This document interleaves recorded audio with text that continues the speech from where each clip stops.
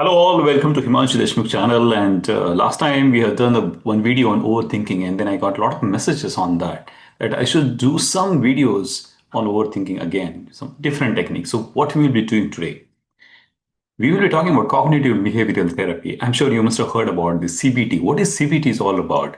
First of all, are you tired of overthinking? Are you tired of feeling anxious all the time? Anxiety is something which is common these days, but it's not common. We can fix it. But first of all, we will need to understand that is there a real reason, or we are just getting anxiety because of not any specific reason. Just we are thinking about what if scenario. And that is not having any kind of end. So today I'm going to share you the most powerful technique from cognitive behavioral therapy. It is very famous as CBT that you can start using today and take back control of your mind. And I'm telling you that these tools, whatever I'm sharing, the science backed and deeply transformational. I'm using it, I'm leveraging it, not only in my life, but in my coaches community as well. So cognitive behavioral therapy is one of the most research and effective psychological approaches for anxiety. And there are some other techniques as well, but we will be talking about three or four some techniques which will work instantly. And what will happen that, we get into the thought loop, and this loop is very negative most of the times. We will need to break this loop. But how to catch your anxious thoughts, how to challenge them, how to replace them, reframe those with rational, empowering ones. And that is what the CBT is all about. So here is the secret sauce. Every time you feel anxious, it's not the situation causing it, it's your interpretation of it. It's not because of any specific person, it's not because of any person, any particular situation, but it's your interpretation. I always say that perception is projection. In NLP, there are some presuppositions. So perception is projection. You have some particular perception, and that's how you look towards the life. And that's how the other person is also looking towards the life.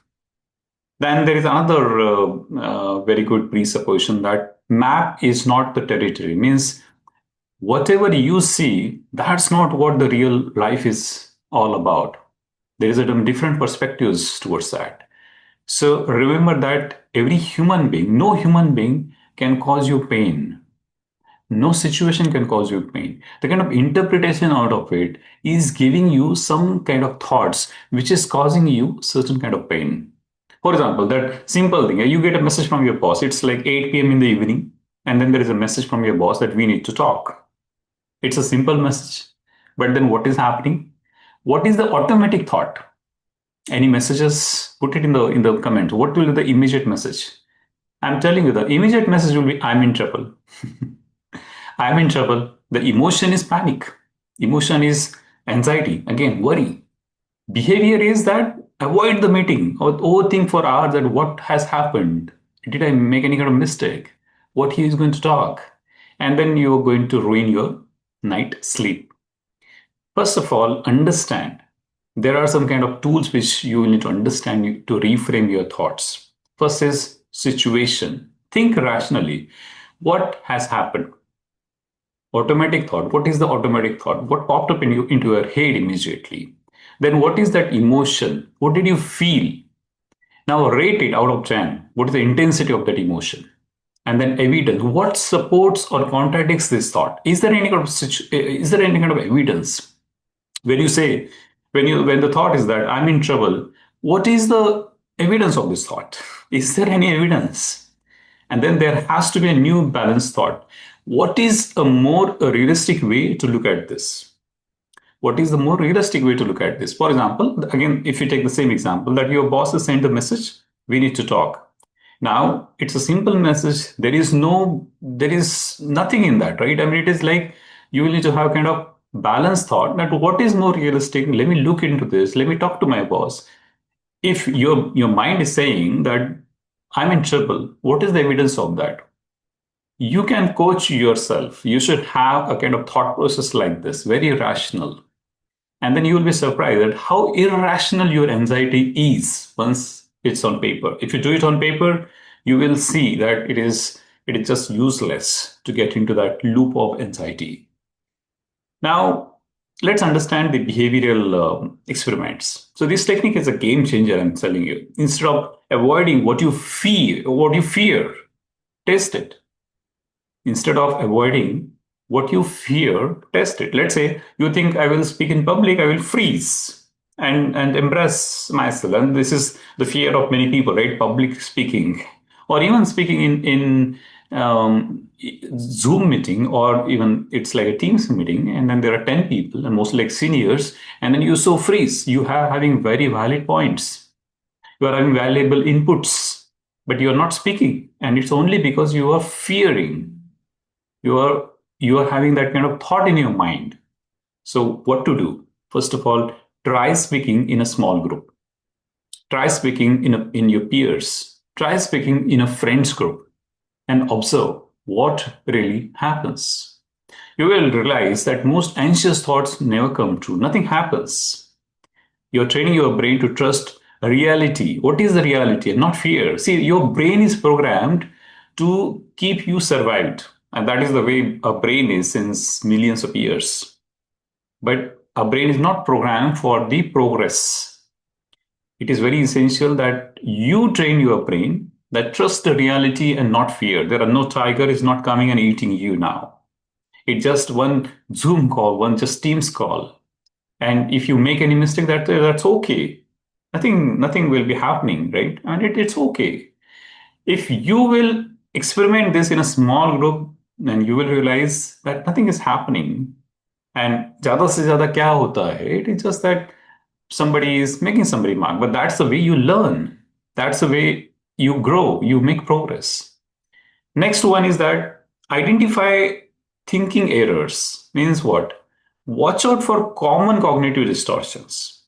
See, there are some distortions that are also happening, and these are the mental traps, and because of which the anxiety is really fueling, it is really increasing. For example, all or nothing thinking. If I fail once, I'm a total failure.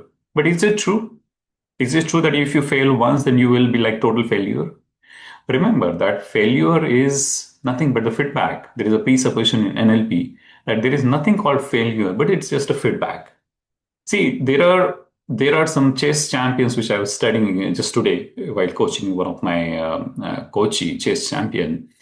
And there was one story I was telling him that if you detach yourself from the outcome, then you will be relaxed, and then your potential will get leveraged properly. And what will happen if you fail? That's fine, right? If you fail, then you are learning something. If your approach towards winning and failing, winning and losing is like, have I given the best effort of mine? Then you will be relaxed. Remember, all or nothing thinking is a distortion. If I fail once, I have total failure. It's total false. You will get the opportunities. Then there are some kind of other thought process as well that this tiny mistake will ruin everything. Is it true? Is it really true? So just notice that these patterns already weakens their power. And the first thing is that awareness of these patterns, and then only we can work on this. Then remember that you are not your anxiety, friends. You are the consciousness behind it, or you are the awareness behind it. And with CBT, with cognitive behavioral therapy, you train your mind. You train your mind to become your friend and not your enemy. Because see, if I usually say that there is a one mind coach and there is a monster coach, and all these are in your mind, in within you. You will need to understand. You take that one meeting when there are three people. One is mind coach, the other one is monster coach, and third one is you.